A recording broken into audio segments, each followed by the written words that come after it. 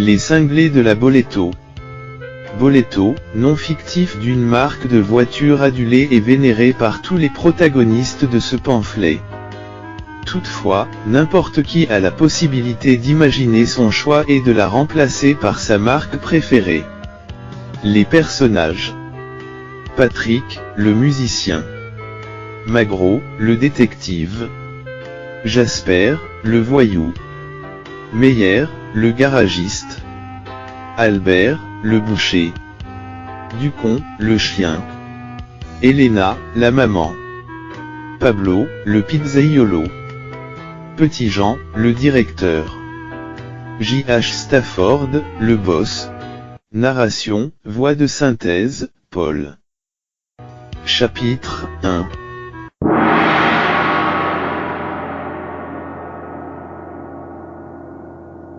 Patrick. Patrick prenait l'air, comme toutes les nuits, assis sur le rebord de sa fenêtre, sirotant une bière, une cigarette aux lèvres, il rêvassait. Il était bien ce soir, il était seul mais il se sentait bien. La semaine passée avait été fatigante pour lui, non pas à cause de son travail, car au cabaret où il était employé, tout le monde l'aimait bien, et les horaires étaient raisonnables, mais comme bon pianiste qu'il était, avec en plus un organe vocal qui laissait rêveuse bien des danseuses, il n'avait aucun problème pour s'octroyer une place de choix auprès de ces dames. De ce rez-de-chaussée qu'il avait loué à la vieille dame propriétaire de cette maison, la vue n'était pas grandiose et il ne voyait que l'arrivée de la grande route qui mène à la ville ainsi que ce minable candélabre qui soi-disant devait éclairer le croisement et auquel il ne prêtait guère attention. Il préférait écouter le chant des cigales, ou essayer de distinguer la lune à travers les arbres qui bordaient la route, ce qui avait effet de créer d'étranges dessins avec les feuilles qui le laissaient rêveur, et il rêvait. C'est sans doute ce qui l'empêcha d'entendre le bruit du moteur, et ce fut le choc qui le sortit de sa torpeur.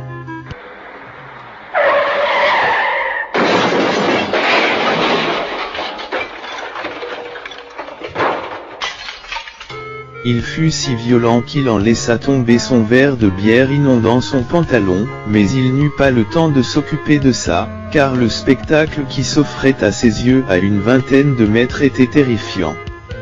Une petite voiture de couleur rose bonbon gisait sur le bas-côté de la route, retournée sur elle-même à la manière d'une pernette à bon Dieu et dont on pouvait voir les roues qui tournaient encore.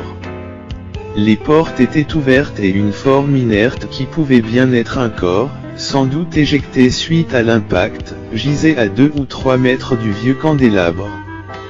Tout s'était passé si rapidement que c'est seulement en détournant son regard sur la gauche qu'il s'aperçut du danger qu'il venait de courir.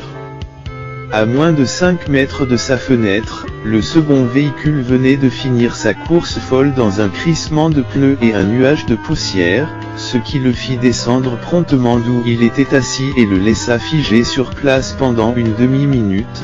Puis ce moment de stupeur passé, son cerveau se remit à fonctionner mais cette fois-ci à une vitesse folle. Il y avait-il des morts ou des blessés? Et sa logeuse, qui était à moitié sourde, n'avait sûrement rien entendu. Que faire? Secourir les victimes, courir à la ville puisqu'il n'y avait pas de téléphone dans la maison, ou, crier, appeler de l'aide. Allumant avec peine une cigarette tant sa main tremblait, il essayait de retrouver son sang-froid quand son regard fut attiré par cette élégante voiture qui avait fini sa course près de sa fenêtre.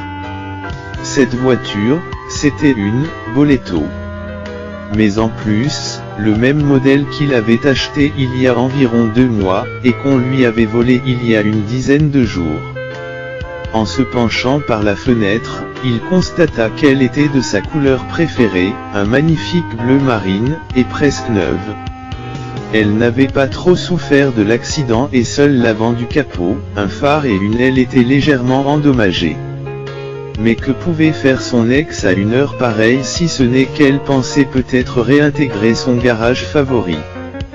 Il en était à ses investigations, tout en essayant de voir si quelque chose bougeait dans la petite auto, mais c'était peine perdue à cause de cette satanée lumière qui se reflétait juste sur le pare-brise.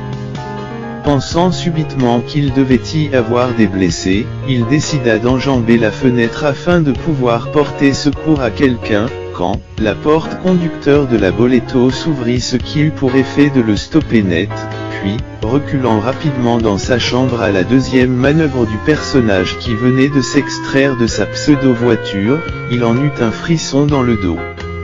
Il n'était guère impressionnable et en plus doté d'une ceinture noire en karaté, il ne craignait pas la castagne, et cela il l'avait prouvé maintes fois dans plusieurs bouges où certains clients s'en prenaient facilement au pianiste après avoir un peu trop bu.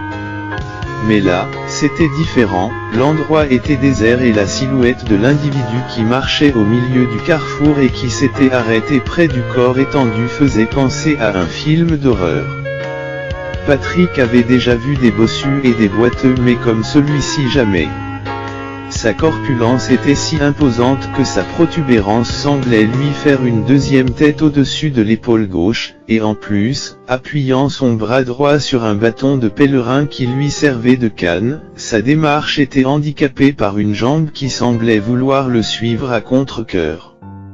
Mis à part ses malformations, ce curieux personnage portait une sorte de blouse de travail qui lui descendait jusqu'aux chevilles et un chapeau à large bord dont le devant était rabattu sur les yeux, ce qui lui donnait un air encore plus mystérieux. Le tableau n'ayant rien d'encourageant, il eut un mouvement de recul, surtout au moment où le colossal pilote retourna le corps d'un violent coup de pied, ce qui lui permit de s'apercevoir que ce dernier était du genre masculin et qu'en plus, il bougeait.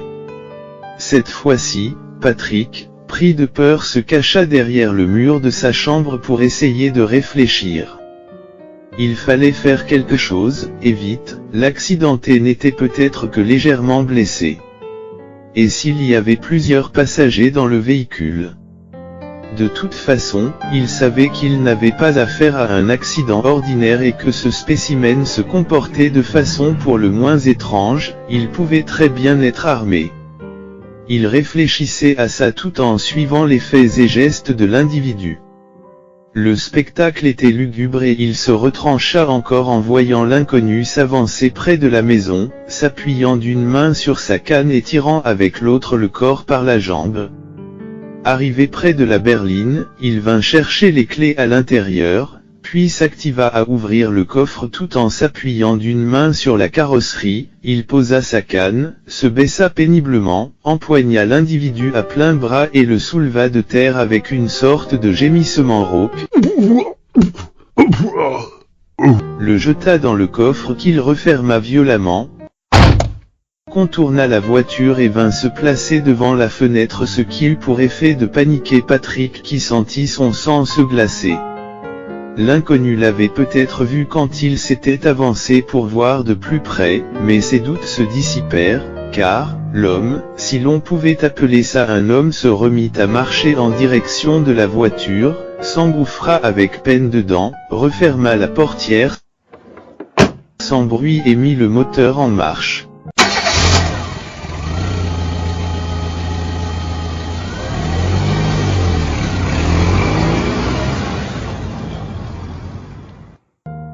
Bien que l'endroit soit désert, et comme il connaissait bien ce modèle, le pianiste savait que le moteur ne réveillerait même pas les oiseaux qui dormaient dans les arbres environnants. Après avoir fait une marche arrière très calme, afin de faire le moins de bruit possible, la Boleto bleue fit un bond en avant et poussée par tous ses chevaux, disparut dans un crissement de pneus sur la route menant à la ville. À ce moment, Patrick reprit tous ses esprits et se posa les questions suivantes. Lui, avait-tu peur? Ce n'est pas possible et pourtant c'était vrai, mais qu'est-ce qui l'avait tant effrayé? Il se dit que ce n'était pas le moment de méditer et qu'il fallait faire quelque chose. Il courut d'abord jusqu'à la petite voiture renversée, inspecta l'intérieur mais ne trouva personne d'autre. Le conducteur devait être seul et il évita de toucher quoi que ce soit car cette affaire était vraiment trop étrange. il prit la résolution d'aller à pied jusqu'à la ville, ce qui lui prendrait environ 1 heure, à moins d'avoir la chance de tomber sur un véhicule qui passerait par là, mais à cette heure-ci, de toute façon il fallait avertir au plus vite la police. Puis ayant repris son courage, il partit de la maison tout en pensant que cet embardé avait vraiment quelque chose de bizarre. Marchant d'un pas rapide le long de la route, il pensait à tout ce qui s'était passé sous ses yeux en si peu de temps sans que l'on s'aperçoive de sa présence. Pourquoi cet effrayant zombie voulait-il camoufler le blessé, et surtout, la coïncidence de cet accident survenu à un carrefour où il n'y a presque pas de passage à une heure pareille. Patrick pensait à cela tout en suivant la route un peu à tâtons car, à part la clarté de la lune qui perçait à travers les arbres, on n'y voyait pas grand-chose, mais il savait qu'après le petit bois il pourrait marcher sans avoir à chercher son chemin. C'est justement à cet emplacement qu'il eut son second grand choc de la nuit. Au moment où la lune inonde la route et les champs de toute sa clarté, il aperçut une forme qui n'avait rien à faire dans la nature, surtout à une heure pareille. Étincelante de tous ses chromes, la Boleto bleue était là, posée comme par enchantement dans un chemin de travers. Il s'arrêta net, et ne bougea plus pendant au moins 1 minute. Son esprit s'embrouillait et il resta figé sur place regardant cette voiture qui avait l'air de le narguer, mais s'étant repérant, sur la lunette arrière, les restes de l'autocollant publicitaire qu'un musico breton en goguette lui avait gentiment demandé d'en faire bon usage moyennant 2 places offertes pour un prochain concert de rock celtique dans les environs, qu'il en fût certain, c'était son bien. Mais alors, l'accidenté était peut-être encore dans le coffre? À cette question, la réponse fut immédiate sous la forme d'un objet contondant qui fit connaissance avec la base de son crâne. Le coup ne fut pas très violent mais il suffit amplement à le faire chuter la tête la première dans un buisson ardent et de l'envelopper dans un brouillard dans lequel il se débattit quelques instants sans avoir le temps de compter les étoiles, puis il sombra dans un demi-sommeil. Il sentait malgré tout qu'on le tirait, poussait, puis qu'on le portait et il reprit ses esprits avec l'impression d'avoir dormi 1 heure tellement il avait eu de la peine à se réveiller. Il se risqua à ouvrir un œil et sentit une douleur vers la nuque, puis, progressivement ses idées se regroupèrent et il réussit à faire le point. Il avait été assommé, pas trop fort, mais juste assez pour dormir un moment et le temps de se faire ligoter, car, il s'aperçut que ses membres étaient entravés et qu'il se trouvait dans une voiture et qui, en plus, se déplaçait. On l'avait étendu sur le siège arrière, et, ayant repris entièrement ses esprits, il eut la confirmation de ses craintes en discernant les effluves qui émanaient du déodorant en forme de cœur qu'il avait reçu en cadeau, d'une groupie mélomane. Il était dans une Boleto et il ne pouvait être que dans une seule voiture de cette marque, la sienne, avec un type terriblement étrange et monstrueux au volant. Les virages et les accélérations que pouvait procurer ce modèle, laissaient imaginer que l'on devait rouler assez vite. Petit à petit, sa peur se dissipa laissant place à un peu plus de concentration, mais ce qui le gênait surtout, c'étaient les liens qui l'empêchaient tout mouvement et en bougeant un peu, il s'aperçut qu'il n'était pas attaché avec de la corde, mais avec du ruban adhésif très résistant ce qui lui enleva tout espoir de fuite. Et subitement, un autre événement se produisit, ça cognait derrière lui, et ça ne pouvait venir que du coffre. Au secours! Au secours! Des coups répétés, agrémentés de paroles inaudibles semblant sortir d'une bouche pleine de pop-corn qu'il traduisit par un « Aidez-moi », pensant que le pauvre accidenté avait perdu ses dents suite à la collision. Il eut envie de crier, ou de parler au conducteur, qui lui, restait dans un mutisme complet et continuait à conduire avec un calme olympien comme si rien ne s'était passé. Ils roulèrent près d'une demi-heure et ils n'avaient aucune idée de la direction qu'ils avaient pu prendre, tout ce qu'il avait vaguement repéré, c'est d'avoir traversé 2 villes ou villages et ceci, grâce aux lumières qui avaient éclairé l'intérieur de la voiture et à la vitesse plus modérée que l'inconnu avait adaptée, pensant qu'il était devenu prudent car, avec un gars dans le coffre et un type ligoté sur le siège arrière, il fallait éviter une rencontre avec un contrôle de police, ce qui lui procura un sentiment de crainte mais, il n'en eut pas pour longtemps car la voiture ralentissait sensiblement et cette fois, il était sûr que l'on arrivait à destination.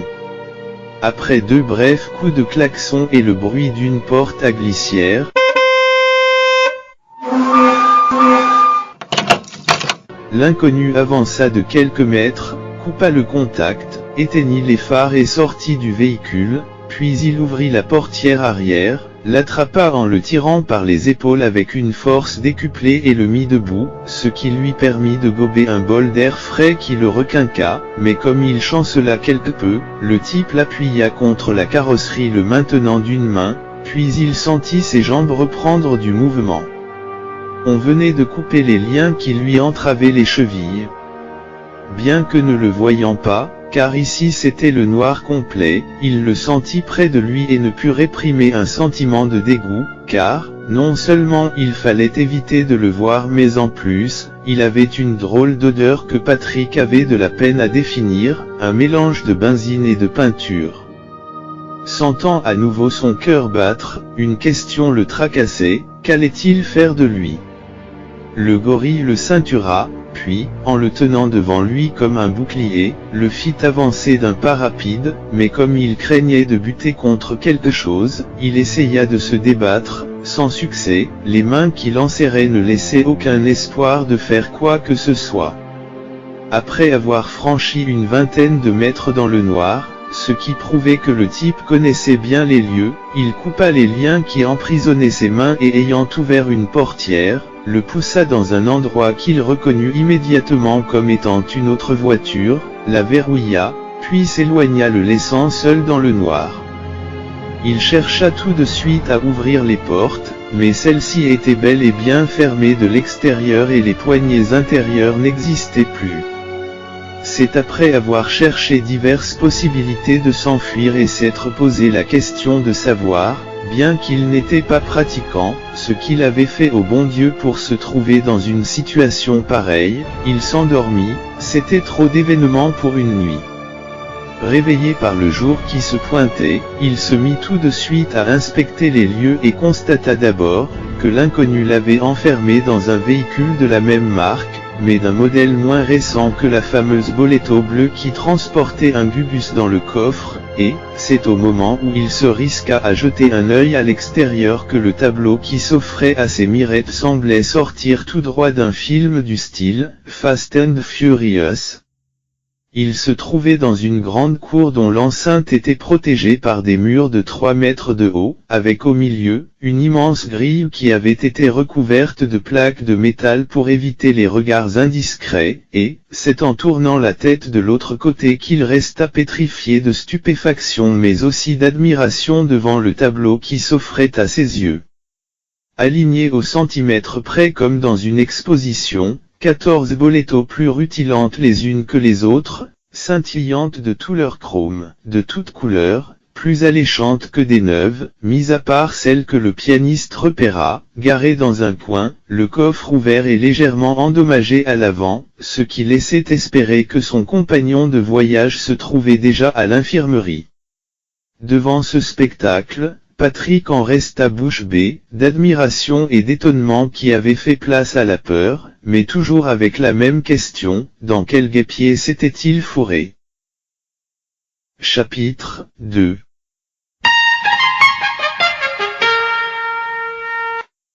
Magro.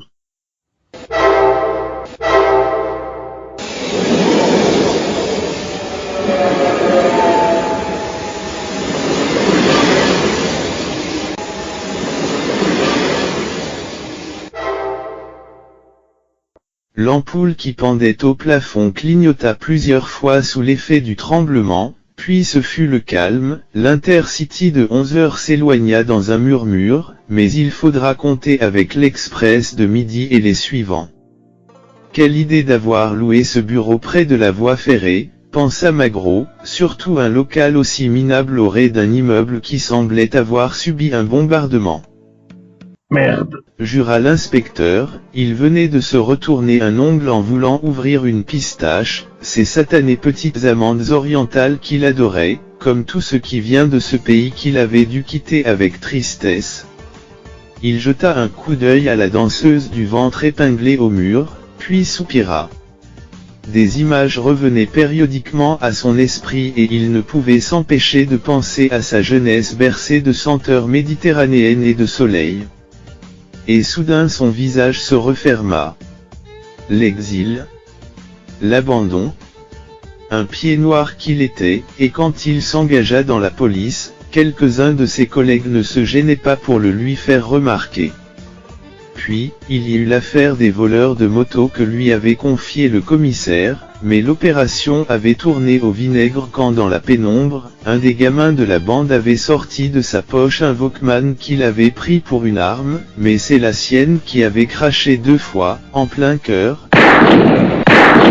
Légitime défense qu'il pensait, mais ses supérieurs ne furent pas de cet avis, c'était une bavure. Ne supportant plus les brimades de ses coéquipiers suite à ce regrettable épisode, il avait préféré rendre sa plaque et il était devenu le privé.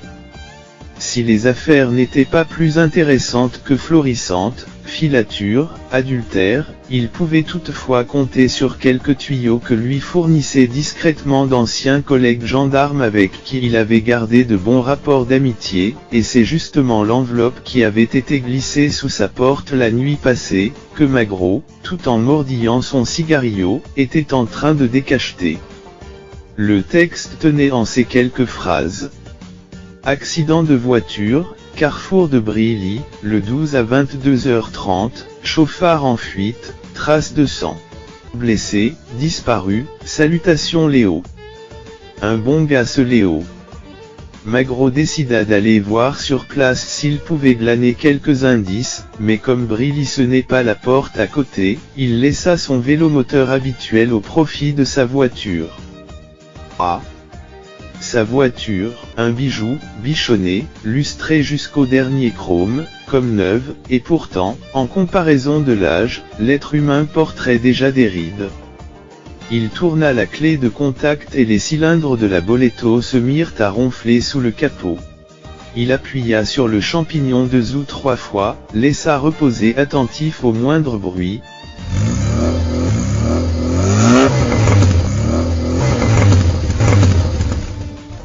Puis il sourit, sacré bagnole, il lui aurait fait l'amour. De son agence à Brilly, il fallait compter une bonne demi-heure de trajet et si les arrêts au feu rouge étaient une source d'agacement pour certains, il n'en était pas de même pour le privé qui prenait un malin plaisir à voir l'œil ébahi et envieux des automobilistes reluquant son carrosse. Il était midi et des poussières quand il arriva sur les lieux, et il s'activa immédiatement à inspecter le bitume et les alentours, mais à part les traces de frein et quelques bris de verre, il ne glana rien d'intéressant. De toute façon les gendarmes avaient déjà effectué leurs recherches le soir de l'accident et en étaient arrivés au même résultat, néant. Comme il commençait à suer à grosses gouttes, il se laissa choir lourdement sur un banc public situé sous un platane, faisant craquer les lamelles de bois qui n'étaient plus d'une jeunesse évidente, même si l'une d'elles avait été gravée au couteau d'un cœur traversé d'une flèche, accompagnée d'une inscription, « Mon amour pour toujours, Iris et Joseph ». C'est beau l'amour, pensa Magro en transpirant de tous ses pores, c'est que le soleil qui en était à son zénith, tapait fort, mais ce n'est pas la chaleur de cet astre qui provoqua l'étincelle, mais plutôt son scintillement. Droit devant lui quelque chose brillait, ce qui eut pour effet de le sortir de sa torpeur alors qu'il méditait encore sur Cupidon et sa flèche magique. Tout émoustillé d'avoir trouvé ce qu'il recherchait, il traversa le carrefour à grands pas en évitant les véhicules qui arrivaient de la route principale, bravant quelques insultes de la part d'automobilistes peu courtois. mais il n'en eut cure, l'excitation d'avoir enfin trouvé un indice le préoccupait beaucoup plus. Il était là, le morceau de ferraille, planté au milieu des tulipes, éclairé par le rayon de ce satané soleil. Merci, Ra, dieu du soleil. Bien qu'il fût inspecté dans tous les sens, l'objet tant désiré ne cracha pas son mystère, ce n'était qu'un bout de métal avec toutefois une inscription qui avait échappé au crash, MS 009A. C'était maigre. Pourtant quelque chose intriguait le privé qui tout en regagnant sa voiture, s'arrêta chez le marchand ambulant pour s'offrir une gélatine, qu'il entreprit de déguster sur le siège moelleux et combien confortable de sa Boletto. Tout en suçant sa glace qui commençait à lui couler sur les doigts, quelque chose lui disait qu'il était sûr d'avoir vu ces lettres et chiffres quelque part, quand tout à coup le juron claqua sèchement. Nom de Zeus. La boule vanille venait de choir sur son pantalon en faisant une belle tache jaunâtre, mais ce n'était pas la seule raison de sa beuglante car, sans trop connaître la signification de ce libellé, il se souvint avoir déjà vu le même, et tout près de lui. Un bout de tôle qui protégeait le filtre à air, et, ça, sous le capot de sa propre voiture. Tout en grignotant le bricelet rescapé de sa gâterie, il prit la route du retour, adoptant une vitesse de croisière, levier de la boîte automatique position sur V. Ah. Quel pied l'automatique! Mais un seul de préférence. Il taillait la route, sourire narquois et plaisir non dissimulé, mais tout en réfléchissant où il pourrait glaner des informations sur le bout de ferraille qui trônait sur le siège passager quand une petite voix lui suggéra d'aller tout simplement consulter une agence, Boletto. Mais bon sang de bien sûr, j'y avais pas pensé et en plus il les connaissait pratiquement toutes. Merci à toi, cervelet. Après quelques kilomètres de route effectués comme dans un fauteuil, la radio crachant les stones, il arriva à destination, se parqua sur une des cases visiteurs, coupa le contact et observa les autres véhicules garés à sa gauche et à sa droite, y a pas photo. La plus belle, c'est la sienne. C'est la mine réjouie qu'il poussa la porte de l'agence qui vantait ses modèles à grand renfort de lettres colorées sur sa vitrine, achat, vente, leasing, toutes options, etc.